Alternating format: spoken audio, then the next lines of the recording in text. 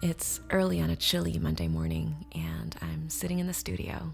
Just one floor above me, Enrique, Naylenie, and the rest of the Voices team are setting up for rehearsal. I've been down here listening to the sounds of rolling amps and music equipment, chairs being arranged, the breakfast buffet being set up.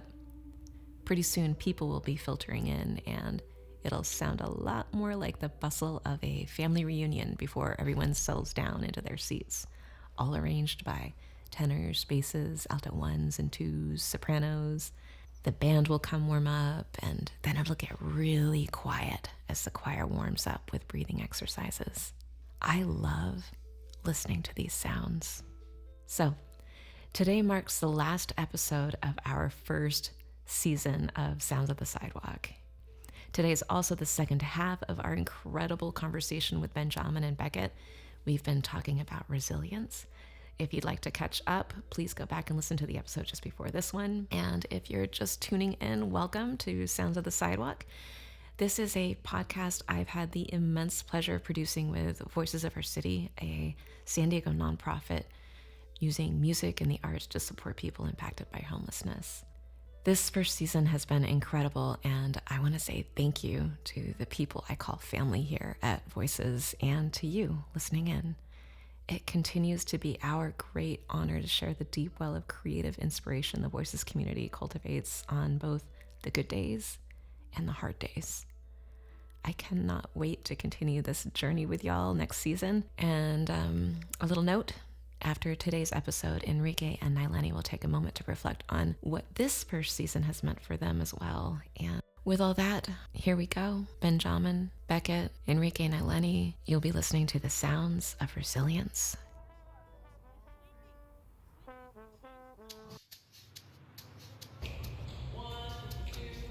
You're listening to Sounds of the Sidewalk.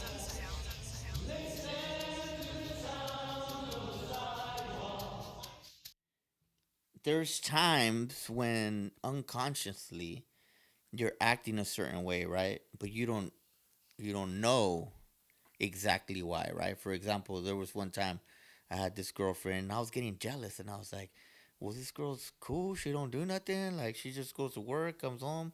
Why am I getting jealous?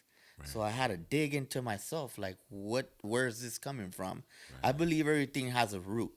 Anything we ever went through has a root. And you can go back.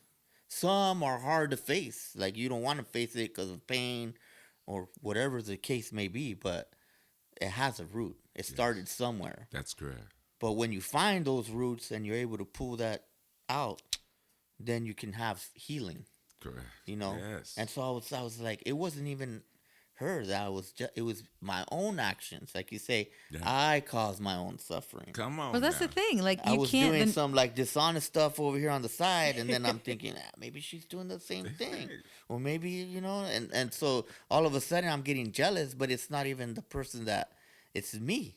Right. I'm the one that's causing this whole, but it was buried in, like, it was like unconsciously I was feeling this jealousy. Like, why am I feeling this jealousy? Like, I was tripping. So I started like trying to find out, where is this coming from? Because in part of finding my freedom, I had to go back and like study.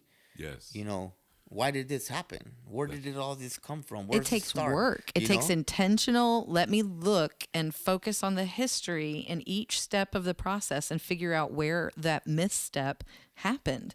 Because, it's kind of like a map. You went back, you had to go back and look at your behavior, right? And you had to go, okay, where was it appropriate for me to feel jealousy?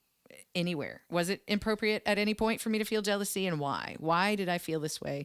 What was I afraid of? What was I missing? And that map points you to how to change it.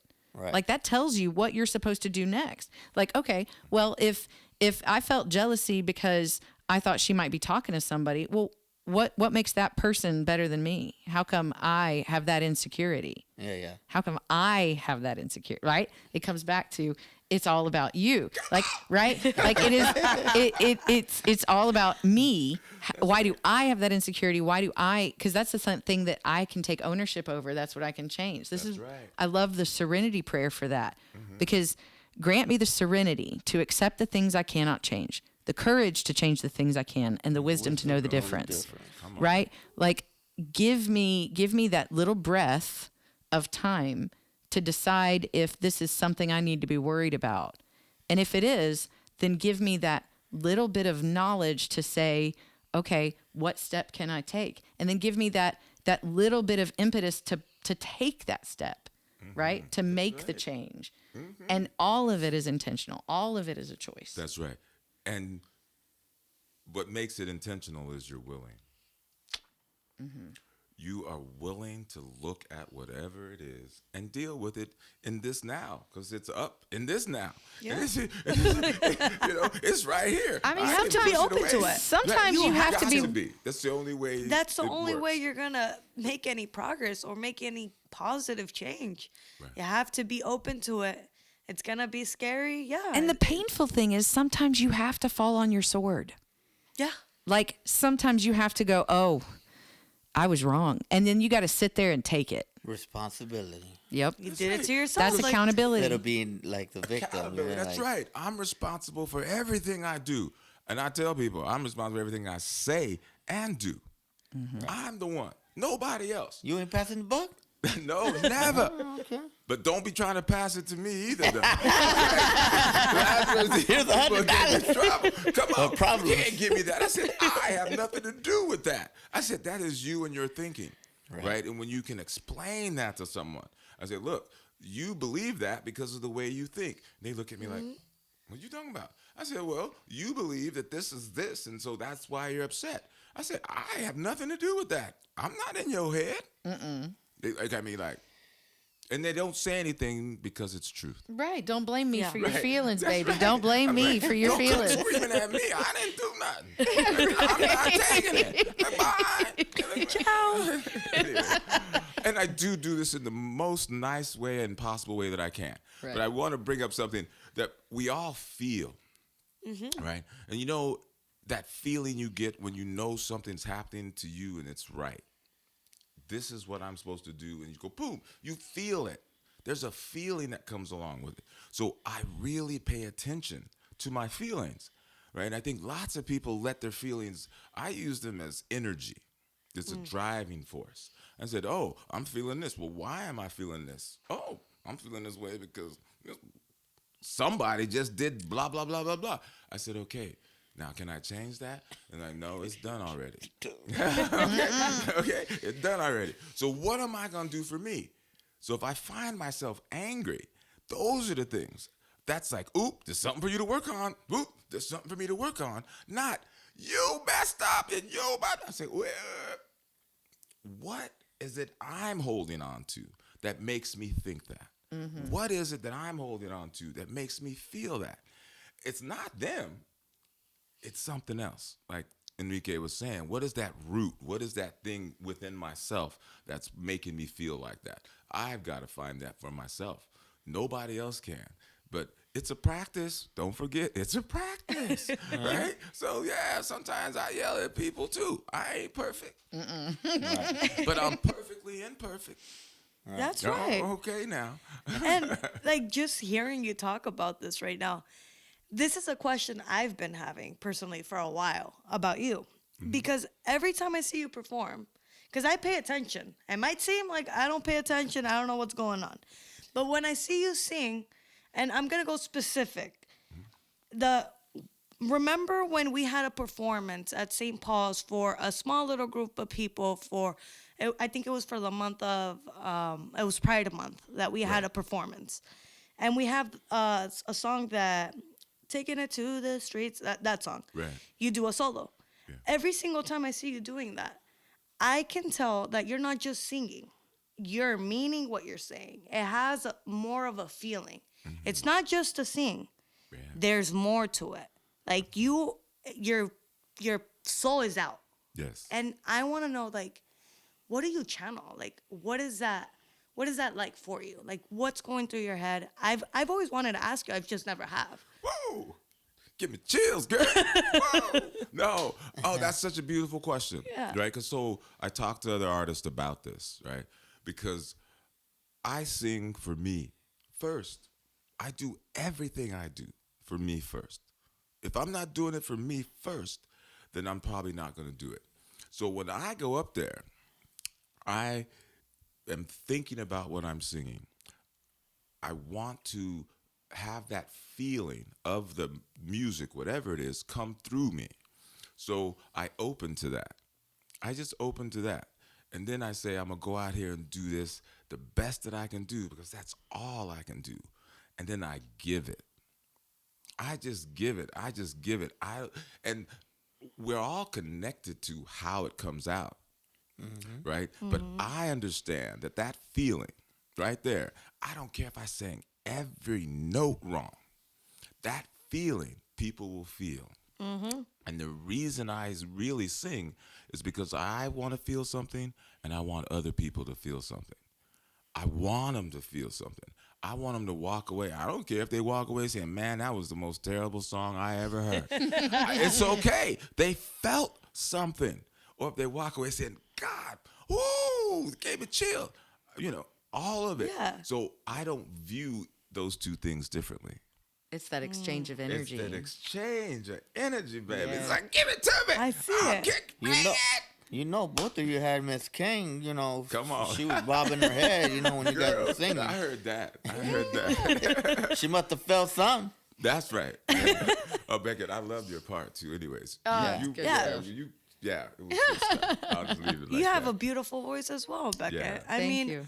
I'm grateful. I also got to see you perform at Balboa Theater, and I was so happy for you. Like I was so happy, and because I actually hadn't really heard you sing, and I do that purposely sometimes. Honestly, I won't walk up in the rehearsals. I won't really pay attention because it's not the same. It's not gonna be the same It's as a not the performance, same. and you're not gonna appreciate it the same if you're listening to the songs over and over again. At least for me. Correct. You're right. And I have a different appreciation when I see you guys perform because Yeah. I see you guys, I see you like Yes. what you're trying to say and the feelings you're trying to get the people feel and what you're feeling. Well, there's always a different energy when it's a rehearsal versus on stage at a performance, at least for me. Yeah. I grew up in the theater world, and my mom is a blues musician, so I spent a lot of time, like most of my life was spent in a blues bar called the Coffee Clutch and the Civic Center where we did all the shows, all the plays. So I ran around kind of feral, like just doing whatever whenever I wanted. I was a fairly good kid. Like I was behaved enough to get away with murder, essentially. But it was like an eye-opening experience to watch all of these people perform all of my life and then get to do it myself and note the difference, right? Like when you're in rehearsal, it's like there's a different energy because we're all trying to figure it out. And then when we're on stage, we're just giving it away, like you were talking about. Like it is the goal for me when I'm on stage is like, let me take what this audience has and spin it up into a energetic ball inside myself and then just throw it right back out at them and see what happens. And sometimes it is the most explosive explosion of energy and feeling and love and continuity between people and this networking that happens. And sometimes it's a total dud, like, and it just lands flat and nobody's paying attention and it's just crickets and whatever. But I still get something out of it. I still get something out of the performing of it. I don't know what that magic is. It just exists and has always been a part of my life. How has creativity, fostered resilience in each of you? Like, what power what strength, does it give you power? Does it give you strength to be in it? Lord. So for me, for example, I used to paint when I was in prison, and it was so therapeutic. There was like a peace and a power, because there was a peace when I was in that moment of creating, and even though sometimes you get frustrated because the paint stroke might have went wrong or something, or some ink spilled on your painting, but when you finish a painting or a masterpiece, it's like, dude, Here, there's that strength, like, and it's the same when I perform too. It's like You know, it's different when I'm practicing, but when I get up on a stage and I start performing, and you know, you move the crowd, then there's a difference. But what does that do how does creativity play a part in this resilience? Here is what I love about art in general. It is a physical expression of something that is so deeply personal and internal. There is sometimes no way to translate, right? But our bodies, our communication as human beings, we have verbal communication. We have words, you know, right? But we also have a lot of verbal communication. That's over 90% of how we communicate. We don't even know most of it's happening. Like, it's unconscious. And so when we take things that are internal to our being and then put it out, whether it's on a piece of paper, whether it's in a piece of music, whether it's a drum beat, whether it's me like banging on copper and silver and making a piece of jewelry out of it, all of those are a transmutation of energy into the physical form of the emotion we were having the moment it was created. Like, there is no better way to heal than to do art. I would Such a agree with beautiful that. way to So, explain it. yeah, it affects me in so many different ways, right? So, one of the things that I do is music, is listen to lots of it all day, every day. I wanted to improve my singing. I said, I'm just going to sing along all day, right? That's part of how I would spend my time, right? But those songs, the words, see, I heard somebody say nobody listens to the words anymore. I said, that's the first thing I listen to. I said, well, I'm not one of those nobodies. I said, I listen to those words because I want to know what they're saying and how they affect me. Is it an effect I want to bring about? Oh, I love this song. It's on my like list. And then I can just hear it over and over and over again. That's how I start off every day, is listening to music. That's how I end every day, is listening to music. That's one way. Drumming, therapeutic, healing. It's all of those things.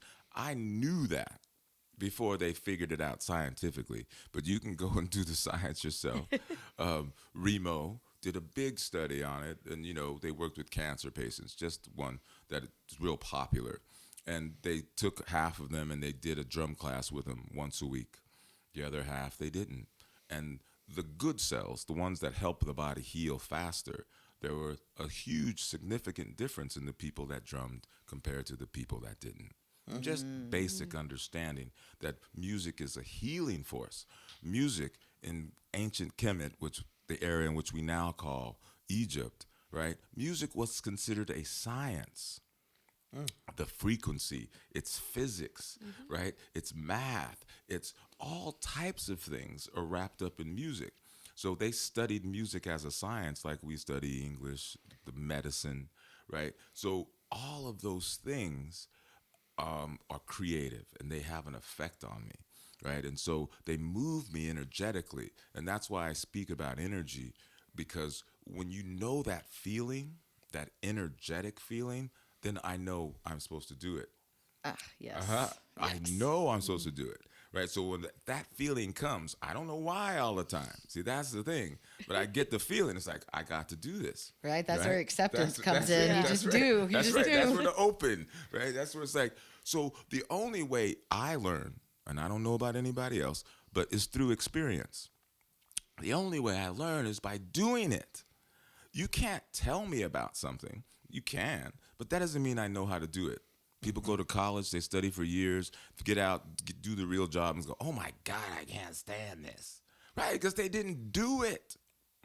But when you do something, then you can make up your own mind. So I don't like when people try to tell me about things they've never tried. I was like, have you done it? They say no. I was like, okay, thanks. Okay, thanks. I got it. Right? Because it changes when you have the experience.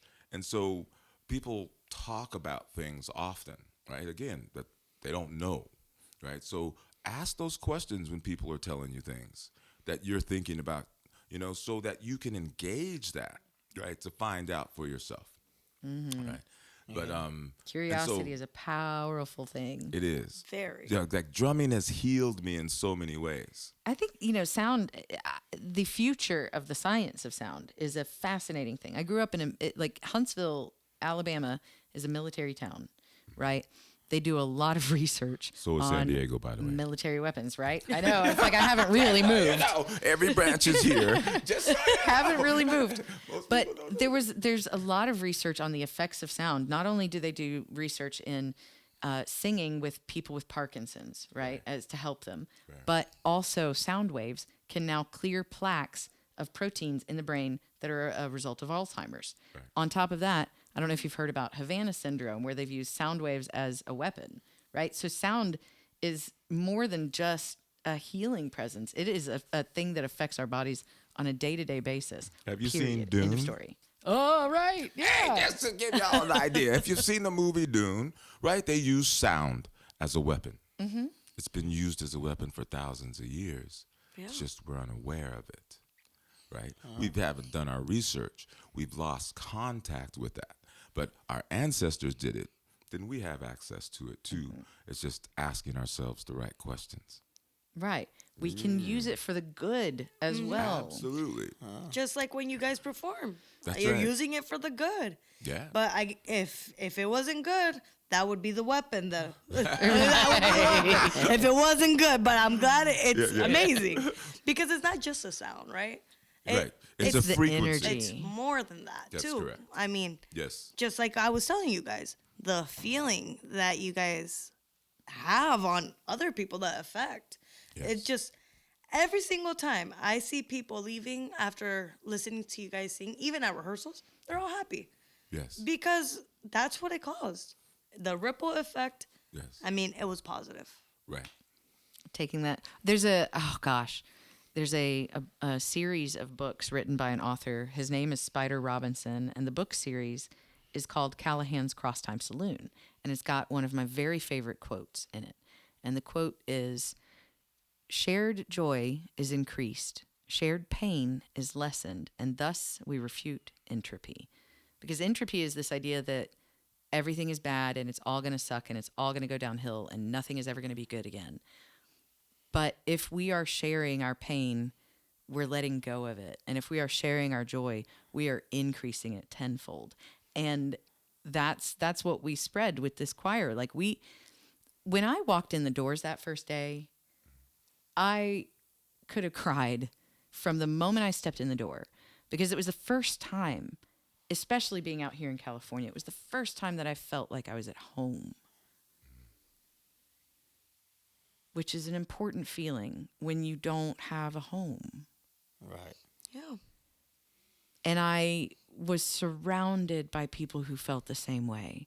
And that kind of love is so rare and so valuable and so necessary that I will dedicate my entire life to making sure we have more of it. Like, this world needs it so bad. So bad.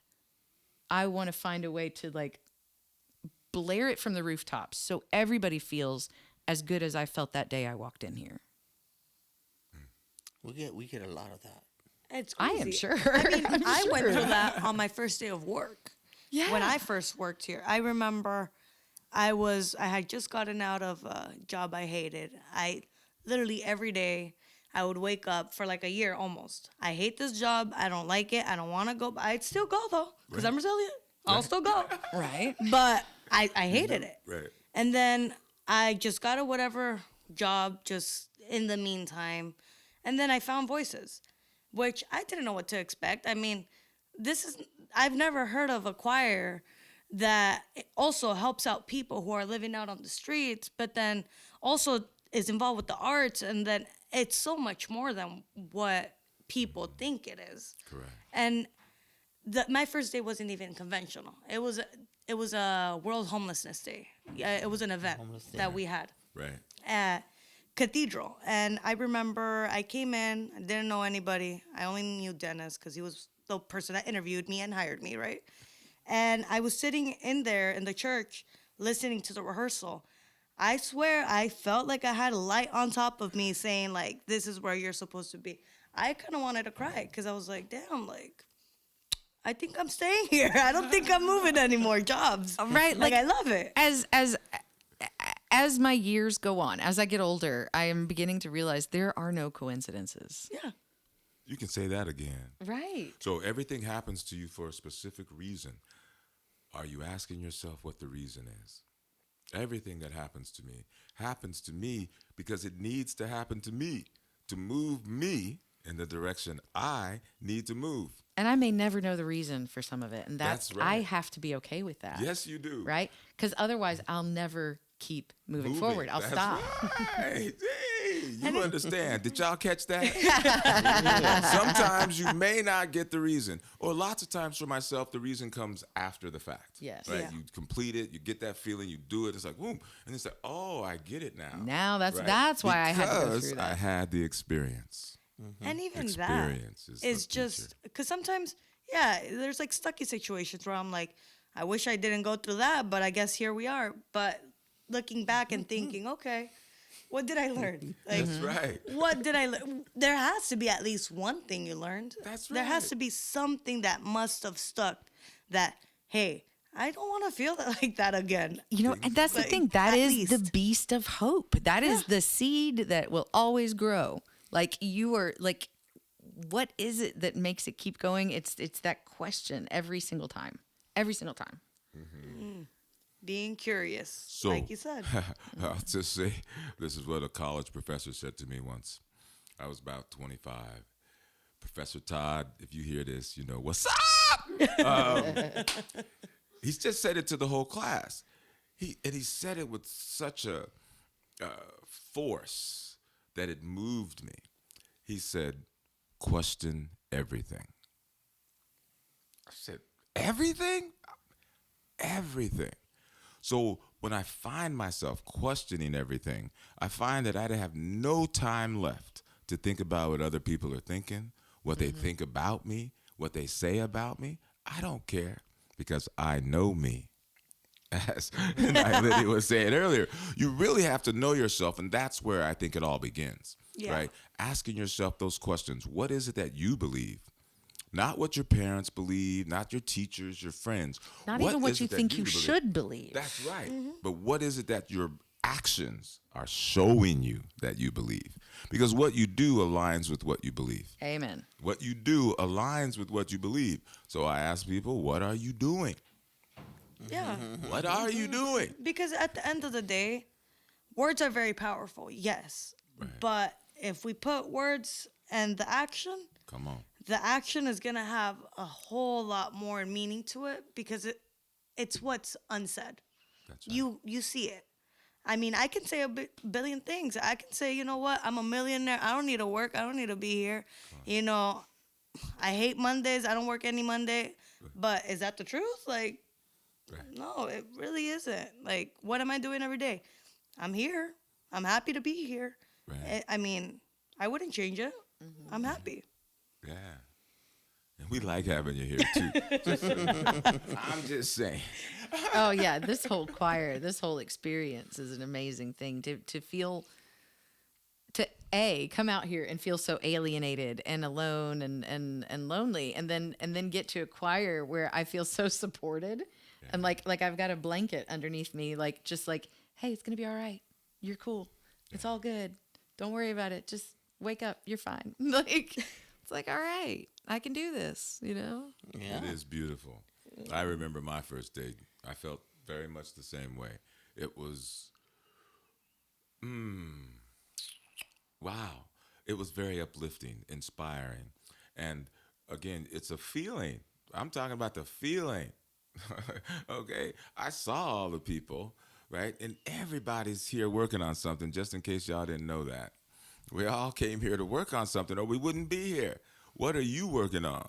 What did you come to work on? So when you see this amount of love being displayed in front of you, it has an effect on you, right? And so most people, at least my experiences, it brought me all types of joy. You could even say I was ecstatic, right? And it wasn't because the choir sounded good, but it was the energy that was present in the room. And that's what I was speaking to earlier.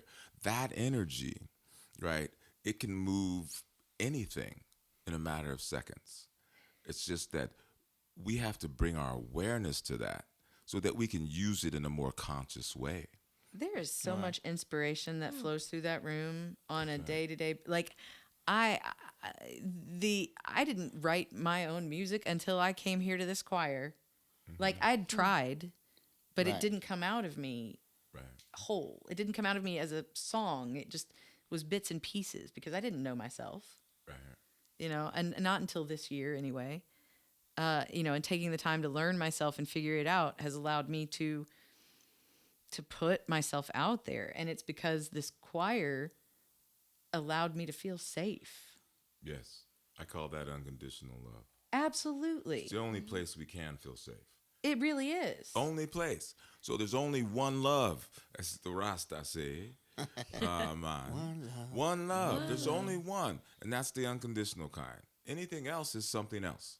Thank you, universe. Right? Some people's like, well, I'm romantically in love with you. I'm like, yeah, be romantically. I don't care. I said, if it ain't unconditional, I don't want it. I said, keep it. I don't want it. If it comes with, I got to do this and I got to act this way and say this, I'm like, no. I said, keep that. Y'all didn't hear me. I said, keep that. Yeah. Because a lot of people are in those kinds of relationships. They have set up these rituals, things that they do, things that they believe that's supposed to be in a relationship based off of things they've learned. Mm-hmm. Are they your beliefs? Ask yourself those questions. Are right? they even good for you? Yeah. Like for me, for unconditional love, like in my blindness and in my darkness and those times, I didn't see my mom's love. But if I think about unconditional love, or like a true love, it's like I seen it from my mom. But it was during my incarceration we became real good friends, and I learned. You know. That's right. When I came out, who was there? My mom. Come on now. My mom and dad. Right. But that's where I learned, like, dude, this is unconditional love. To stand by somebody in their darkest, hours and support them and, love them. And I just learned so much from my mother. Like, I was like, okay, this is what it is. And sometimes I struggle seeing my girlfriend in her unconditional love, but I get it. Yeah. I just struggle with it. Right? It's We're special. human. It's a practice. It's That's special. You We're practice. working on something. It's It a is, practice. 'cause you have Keep to- telling yourself, I'm practicing. You got to love yourself first, right? That's Like we right. were talking about earlier, in order to show that love to other people. So, then the question is there a part of yourself that you're not loving if you're struggling with her? Like if you're A couple parts. right. I need to love a little more now. Right. Like I have struggled in relationship after relationship because I was giving everything to the other person without focusing on myself. So I wasn't loving myself at all, which meant that I really didn't have much to give these other people. I just thought it was lip service. I was like, well, no, I'm loving you by telling you what to do. I'm loving you by enabling you. I'm loving you by making sure you have everything you need to make your life a living hell. Like, and that's not like, I now I can look back and go, okay, those were mistakes that I made. I didn't know any better at the time. And now I do. So now what do I do? Well, now I wake up and I make sure that I have a good cup of coffee and I've got some water. Now I make sure that I've eaten when I'm hungry. I'm listening to my body's signals. When I feel those goosebumps, I'm taking that moment in. Come on. Right? When I feel that warm sunshine on my skin, I'm absorbing that vitamin D. Come on. Like every moment that I experience is a moment that I can love myself. And that's not selfish. I used to think that whole idea was selfish, but it's like the least selfish thing you can do. Say that again. Because it allows you to then turn it around and go, you know what? Right. I love myself enough to give myself dignity and respect. I love myself enough to be a whole human being. And that way, the other people that are out there that see me doing this have like, oh, that's what it looks like? That's what it looks like when you love yourself? All right. Cool. Okay, you're doing healthy. You're out of bed. You're going to grad school. You're getting things done. Yeah, that's loving myself means I'm able to help other people. That's right. Yeah, I mean, that kind of love is just, it's so special, but because it's so special, you have to be careful to who you give it to as well.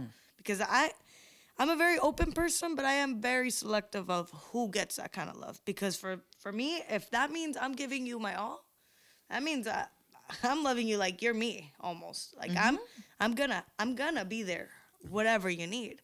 But that doesn't mean I'm gonna let you walk all over me either, which is important too to always remember. Like, yeah, you could be there for everything, but there's always gonna be a boundary, and I'm gonna hold that. I'm gonna hold you to that because guess what? I love me first, and I'm always gonna love me first, and that's not being selfish or arrogant or conceited. You're just not allowing yourself to be a doormat. But I'm sorry, I love myself, and I've been saying that for a long time. I really do. I don't care what other people say, because I know that whatever I'm doing, there usually is a reason behind it. Whether I choose to tell you or not, that's on you. If I've already told you 5,000 times, don't expect me to say it one more time because I'm already tired of that. Like I said what I said, I meant what I said, and I meant what I said. So Yeah. what That else just could I means say? they weren't listening. Right. They just weren't listening. It's like, how many times do I have to tell you, and you're not gonna listen? It's like, hey, I've told you enough now. Don't call me back. Oh wait, right? I've done that with people, right? It's like, look, I like you, I've loved you, right? But I can't do this anymore. I'm not that person, is what I tell them. I'm not the one. I don't know what it is you got to work through, but you can't call me, insult me, and then think I'm going to treat you nice. Okay, because that's not love. That's it. So I'm just telling you my truth, right? That's the love I have for me. And I just share it with them, right? So how unconditional love looks, nobody knows, but we all know how it feels. Amen. There's a saying, there's no lie of the truth. Come on. Right. That's right. It's true love, but there's always some lies, trying And to that's creep just through being and true to yourself as well. Whoa! And being true to what you've lived through and bringing it back. But Yes. and you Being can't be respecting true your until you know, resiliency right? as Like well.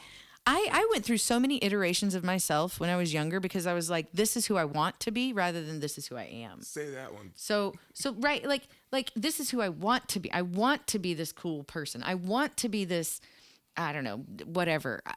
Like until I took that time to examine myself. That's right. I didn't actually know any of that, so I couldn't share it. Like I was just sharing what I thought was good. That's right. I was the same way. It's Living the life that I thought I wanted to be. I want to be a good dad. I want to be a good blah, blah, blah, blah, blah, blah, blah, blah, blah, blah, blah. And these are the things, this is the way I can make it happen. But I wasn't present with it, right? It was like, what do I need to do to make this person feel that way? And I planned it all out. I said, that's not being present, right? So it wasn't until I took the time, just like you're saying, to myself, gave it to myself, and then have different understanding. Yeah. It's just important. it's amazing, but I do. We are running out of time, but before we do go, like I would love to know what would be one piece of advice you would give to someone that is barely starting on their journey of resiliency, or even in the middle of it, because we do know it's a journey. It's not gonna be you get knocked out tomorrow and you're resilient the next day you wake up, right? It takes a while, like it really does. And your guys' journeys and stories are amazing. And I just want to say thank you for letting me be in your presence and hearing all of this and listening to it, because it's special. I feel way more connected to you guys than at the beginning of this. So what would be one piece of advice that each of you would give? Thank you. Okay, because I feel that same way, right? And the advice, I only give it when people ask. Just think about that. Lots of people offer advice to you. I only give it when someone asks. Because that means they want to know. So I'm going to tell you. Right? What I have found was my biggest distraction to learning to love all of me and who I am was all of the ideas that created fear, guilt, shame, abandonment, all of those thoughts. I said, how is that serving me? And I really looked at that. And I said, well, that's not serving me. It's not helping me move in an effortless way towards the direction I want to go. So all of those ideas I had in myself about what I felt shame about, right? Or what I felt guilty for doing, I got rid of them. I let them all go. It's a practice. I let it all go. Because every one of those instances, every second of my life up until this very second is what has got me to where I am. I love them all. And that's my practice, to love everything. So I have nothing to complain about. I can't say, oh, I wish I would have did that differently. It's like, no. So what did you learn? I asked myself, what do I learn? This is what I learned. This is what I'm going to change. And then keep moving. All of that other stuff is just a distraction that slows me down. I try to make it as effortless as I can. So let go of the things that no longer serve you. No, let them go. Practice letting them go. And then move towards the things that are serving you. I love like that that. piece of advice. Right? Like Powerful. like practice letting them go. Yes. Practice letting them go. I struggle with letting things go a lot. Me too. So that's why it's a practice. Right. I'm keeping it honest. Some things you have a harder times with. Right. If I had advice to give, I think it would focus on flipping it around from you to I. A lot of times in my life when I've had big struggles, it's, well, you made me angry. Well, you did this and that caused this. That's not the truth, though. I'm the one that's angry. Why am I angry? I don't know. I got to figure that out. I got to dig deep and ask myself why. So if I'm ever like in a conflict, it's not you did this and you did that and you caused me to feel this way. It's I feel this way because ABC happened. I feel, overjoyed, or I feel anxious, or I feel afraid. And that way, I'm the one that bears the responsibility. I'm the one that knows whether or not there's a solution. I'm the one that can figure that solution out. I'm the one that can put that into practice. I'm the one that can practice letting go or whatever I need to do. So getting to know yourself. Yeah. Yeah, that's it. Gotta get to know yourself. Absolutely. So I want to give you a special thanks for being here, for sharing your energy with us. It was an awesome conversation. I learned, and it was great. This is episode 4, Sounds of the Sidewalk, signing off. Thank you, guys. Thank you. That was great conversation. Wow. That was a great one, guys. Wow, what an incredible season, filled with stories that made us laugh, reflect, and connect with each one of our guests. As we sit here reminiscing, I can't help but feel grateful for our guests, the stories they've shared, and the insights we've uncovered. Throughout the season, we've learned how much creativity and the arts play a part in a person's life story. And how that part can quickly become a source of strength and inspiration. Whether it's writing poems, painting, singing, songwriting, or simply just enjoying some great music, these sometimes become our beacons of hope that at the end of the day remind us we are all humans looking to find home, safety, and happiness. One thing I'll be taking away from these rich conversations that we had with our choir members is that I was able to connect with them through their stories. I always find power in the stories that people tell. But enough about us. We'd love to hear from you, our listeners. What stood out to you? Did a particular story move you? Let's keep the conversation going. Yes, let's do that. Leave comments, subscribe, like, continue to support. We hope to keep growing. We hope to keep bringing you stories that will enlighten and lift up and empower. Before we go, I just want to say thank you for tuning in, for caring, and for being part of our community. Every time we come together to listen, to reflect, and to learn, we're creating a space for understanding and growth. Yes, a special thank you for all those who are lifting voices just by listening. Until next time, this has been Sounds of the Sidewalk, Season 1.